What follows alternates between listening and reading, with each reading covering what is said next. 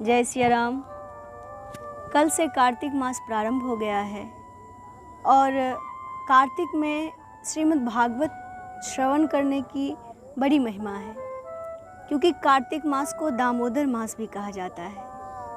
तो इसलिए हम लोग मन में विचार किए हैं कि वैसे तो आप श्रीमद् भागवत जब सुनते हैं तो 7 दिनों में अधिकतर लोग कथा पूरी कर देते हैं, और भागवत इतना विस्तार है कि 7 दिनों में पूरा नहीं हो पाता है।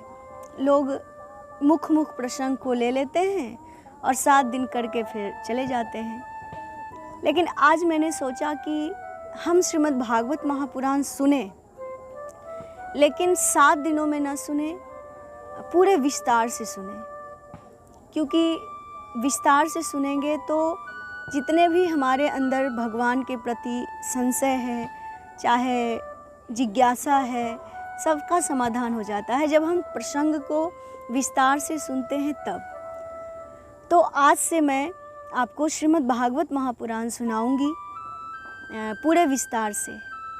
और विस्तार से का मतलब कि हर प्रसंग में प्रथम स्कंध के से पहले महात्म से प्रारंभ करेंगे, और जिनका जिनका नाम आएगा, जिन भक्तों का नाम आएगा, तो भक्तों का चरित्र भी विस्तार से, और भगवंत का चरित्र मतलब भगवान के जितने अवतार हैं सबके चरित्र विस्तार से वर्णन करेंगे।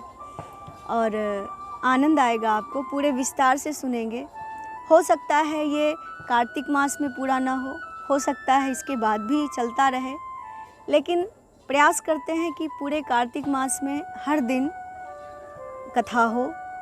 और एक वीडियो मतलब एक दिन का जो कथा है सो 20 मिनट का, ज़्यादा से ज़्यादा 20 मिनट का होगा, और फिर अगले दिन 20 मिनट, फिर अगले दिन 20 मिनट, फिर अगले दिन। तो आप अपने जीवन का 20 मिनट समय रोज़ निकालिए और श्रीमद् भागवत महापुराण को सुनिए। मुझे अच्छा लगेगा, क्योंकि कथाओं में जब हम लोग जाते हैं तो बहुत सारे ऐसे प्रसंग होते हैं, और मुझे कथा को विस्तार से कहने का अभ्यास है और मुझे अच्छा लगता है। लेकिन समय के अभाव के कारण हम लोग संक्षेप से प्रसंगों को सीधे पहुंचा देते हैं जगह पर जहां पहुंचना चाहिए। तो आज से हम लोग विस्तार से कथा सुनेंगे। श्रीमद् भागवत महापुराण जो श्री वेदव्यास जी महाराज ने लिखा है, और उनके पुत्र श्री सुखदेव जी महाराज जिन्होंने इसका अध्ययन किया है, और श्री परीक्षित जी महाराज जो पांडवों के पौत्र हैं, अभिमन्यु के पुत्र हैं, उन परीक्षित जी महाराज को सुखदेव जी महाराज ने कथा सुनाया है। बहुत ही सुंदर श्रीमद् भागवत जी हैं, और भक्ति तो निश्चित रूप से भागवत श्रवण करने से प्राप्त हो ही जाती है, क्योंकि केवल भक्ति नहीं, ज्ञान और वैराग्य भी भागवत जी सुनने से मिल जाते हैं। क्योंकि श्रीमद् भागवत जी में प्रसंग जब आता है, भक्ति ज्ञान विरागाप्तो विवेको वर्धते महान, माया मोह निरासश्च वैष्णवे क्रियते कथम। भक्ति ज्ञान और वैराग्य को बढ़ाने के लिए वैष्णव लोग कौन सा साधन करते हैं? श्रीमद् भागवत जी के श्रवण मात्र से भक्ति ज्ञान और वैराग्य हृदय में आके बैठ जाते हैं और जीव आनंदित हो जाता है। तो ऐसी ये भक्ति देने वाली भगवान की परम पावनी परम मनोहर कथा है, जो बहुत ही सुखद है और आनंददायी है। तो आज से हम लोग इसका प्रारंभ करते हैं। आप लोग अपने जीवन में समय निकाल के रोज़ दिन इसका लाभ लीजिए, और YouTube के माध्यम से ही हम लोग सुनेंगे, क्योंकि अभी तो घर में ही रहने की आवश्यकता है, और बीच बीच में कभी कभी कथाएं भी आ जाती हैं। तो जब कथा आ जाएगी तो हम लोग जितने दिनों की कथा होगी उतना दिन रुक जाएंगे, फिर उसके बाद शुरू करेंगे। ऐसे करके सुनते हैं। तो सबसे पहले एक बार भगवान नाम हम सब मिलके कर लेते हैं। श्री कृष्ण गोविंद हरे मुरारे, हे नाथ नारायण वासुदेवा। श्री कृष्ण गोविंद हरे मुरारे, हे नाथ नारायण वासुदेवा, हे नाथ नारायण वासुदेवा, हे नाथ नारायण वासुदेवा। श्री कृष्ण गोविंद हरे मुरारे, हे नाथ नारायण वासुदेवा। अच्युतं केशवं राम नारायणं, कृष्ण दामोदरं वासुदेवं हरि, श्रीधरं माधवं गोपिकावल्लभं, जानकी नायकं रामचंद्रं भजे। बोले श्री रामचंद्र भगवान की जय, वृंदावन बिहारी लाल की जय, शंकर भगवान की जय, हनुमान जी महाराज की जय, श्री सुखदेव जी महाराज की जय, श्री सूत जी महाराज की जय, श्री वेदव्यास जी महाराज की जय, श्रीमद्भागवत महापुराण की जय। सबसे पहले हम लोग श्रीमद्भागवत जी के महात्म्य, जो पद्म पुराण से लिया गया है, पद्म पुराण में भागवत की महिमा का वर्णन किया गया है। क्या महिमा है भागवत जी के?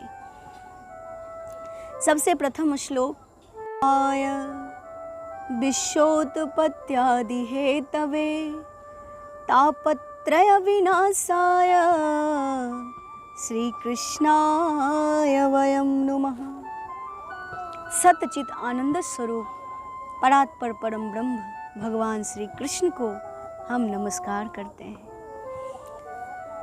ये प्रसंग सूत जी और सौनक जी के संवाद से प्रारंभ होता है। एक समय की बात है, नैमिषारण्य में नैमिषे सूतमासीनम अभिवाद्य महामतिम कथामृत रसास्वाद कुशलः सौनको ब्रवीत। नैमिषारण्य क्षेत्र में एक समय सूत जी महाराज से शौनकादिक ऋषियों ने पूछा, हे महाराज, भक्ति ज्ञान और वैराग्य किस प्रकार से वैष्णव के हृदय में उत्पन्न हो।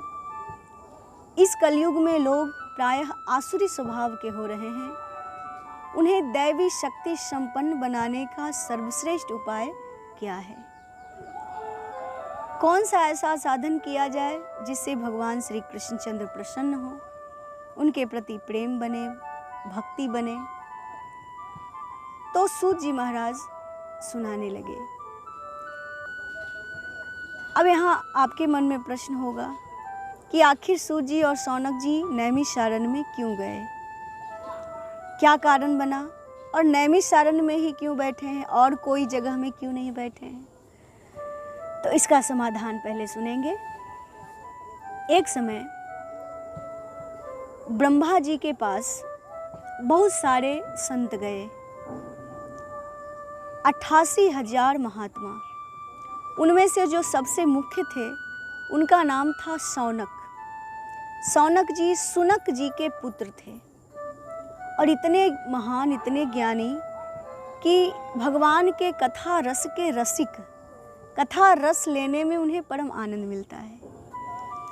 तो सौनक जी उच्च कोटि के संत हैं और उनके साथ बहुत सारे 88,000 महात्मा ब्रह्मा जी के पास पहुँचे और ब्रह्मा जी से कहे कि महाराज, कलयुग अब आ ही जाएगा और कलयुग में तो अधर्म ही अधर्म है, जहाँ देखो वहाँ अधर्म है, धार्मिक लोग कम मिलेंगे और ना चाहते हुए भी कली का प्रभाव हम पर भी पड़ेगा, क्योंकि जैसे हम संत हैं तो हम प्रयास करते हैं कि हमारे तरफ से सकारात्मक विचार, सकारात्मक ऊर्जा लोगों में जाए।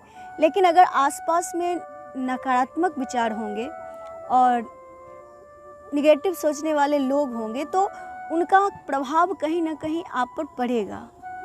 जैसे एक उदाहरण लेते हैं कि अगर कोई व्यक्ति शराब पी के गाड़ी चला रहा है तो आप सोचते हैं कि हमें क्या मतलब है, वो पीता है वो जाने। लेकिन शराब पी के गाड़ी चलाएगा तो गाड़ी उसके बस में नहीं रहेगी, हाथ लड़खड़ा जाएंगे।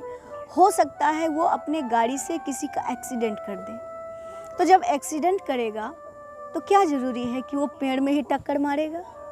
क्या ज़रूरी है कि वो किसी दीवार में ही टक्कर मारेगा? हो सकता है वो आदमी में भी टक्कर मार दे। हो सकता है उन आदमी में जिसे धक्का लगा वो हमारे घर का हो। तो अगर वो शराबी गलत कर रहा है तो उस पर उसका प्रभाव कहीं ना कहीं हम पर भी पड़ेगा।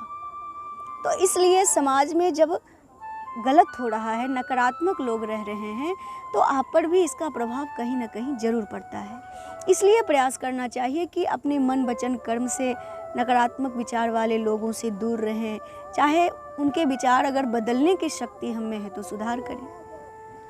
तो इसीलिए शौनक जी पूछते हैं ब्रह्मा जी से कि कलयुग तो आ गया और कहीं ना कहीं इसका प्रभाव हम पर भी पड़ेगा, लेकिन आप मुझे ये बताइए कि मैं तो संत हूँ और कोई ऐसा जगह होना चाहिए जहाँ बैठ जाएं अगर एक बार तो कली का प्रभाव न पड़े।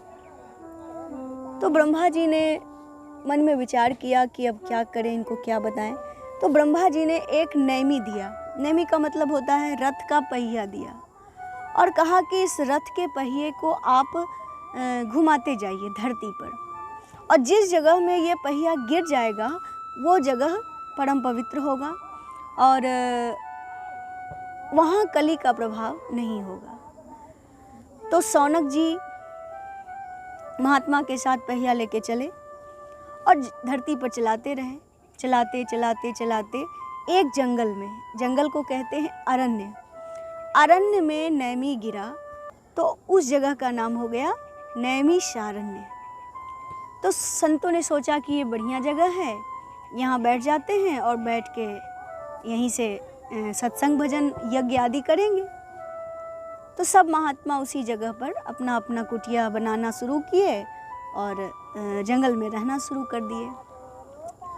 लेकिन बाद में सोचा कि केवल रहने से तो काम नहीं चलेगा। हम लोग संत हैं तो हमारा कर्म है यज्ञ करना, जप करना, हवन आदि कर्म करना।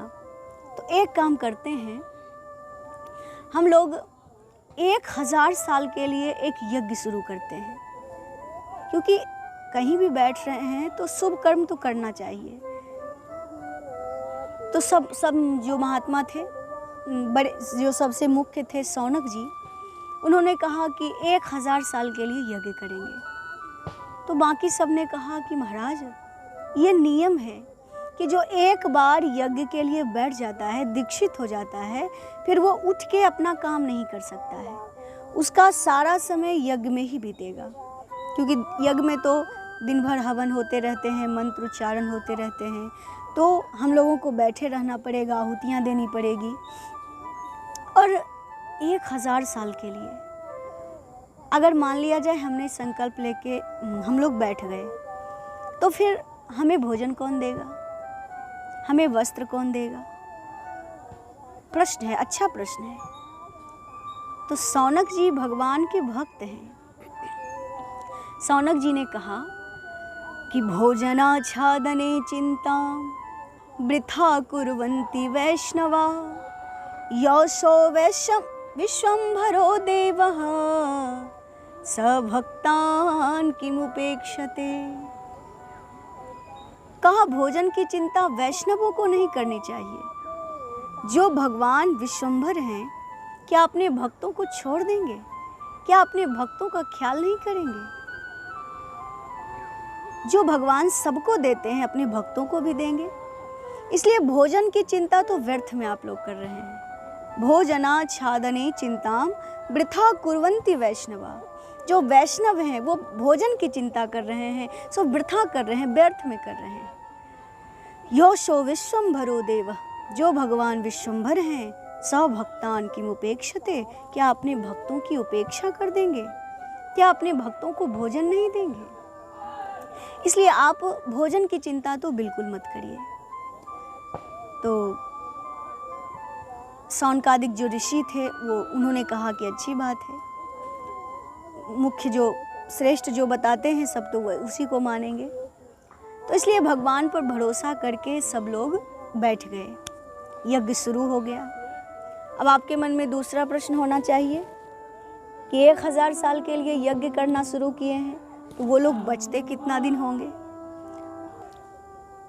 अब बैठ गए सब लोग।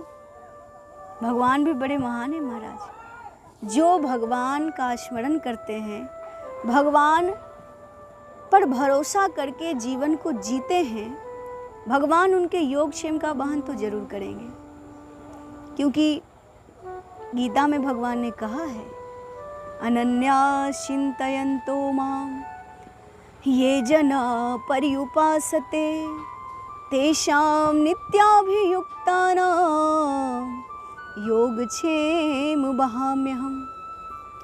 जो अनन्य भाव से मेरा चिंतन करता है, अनन्या चिंतयन्तो माम, ये जना जो जन पर्युपासते तेषां नित्याभियुक्तानां योगक्षेम वहाम्यहम्। उस भक्त के का नित्य योगक्षेम का वहन मैं करता हूँ। अब योगक्षेम मतलब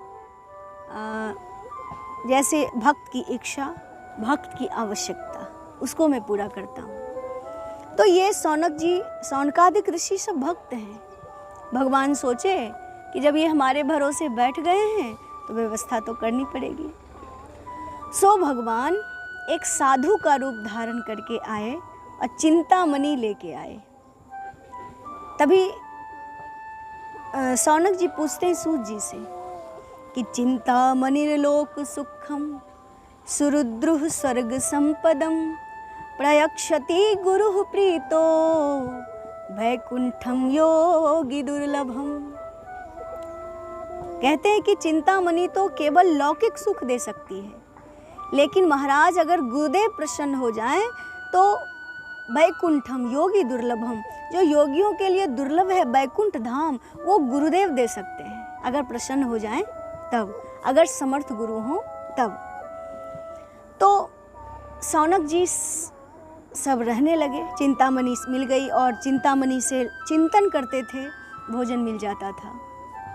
तो इस तरह से चिंतन करते करते कार्य हो रहा था, यज्ञ शुरू हो चुका था। और नियम है, जब यज्ञ शुरू हो जाता है तो यज्ञ में संत तो होते हैं कथा कहने के लिए, क्योंकि कथा भी यज्ञ है। तो कथा रूपी यज्ञ को करने के लिए श्री सूत जी महाराज, जिनके नाम है रोमहर्षण सूत जी, व्यास जी महाराज के परम शिष्य, वेद व्यास जी ने सूत जी को 18 पुराण सुनाया है। ऐसे परम ज्ञानी सूत जी महाराज। और इनका नाम सूत इसलिए है क्योंकि ये बिलोम जाति के हैं, मतलब कि शास्त्र कहते हैं कि इनकी माँ ब्राह्मणी और पिताजी क्षत्रिय थे। और ये इन्होंने स्वयं कहा कि मैं बिलोम जाति में उत्पन्न होने के बाद भी संतों के सभा में पूजनीय हूँ, ये मेरा परम सौभाग्य है। तो इसलिए सूत जी महाराज, जाति से मतलब नहीं है, नाम का मतलब बताया हमने, क्योंकि सूत जी इसीलिए कहे गए। नाम है रोमहर्षण।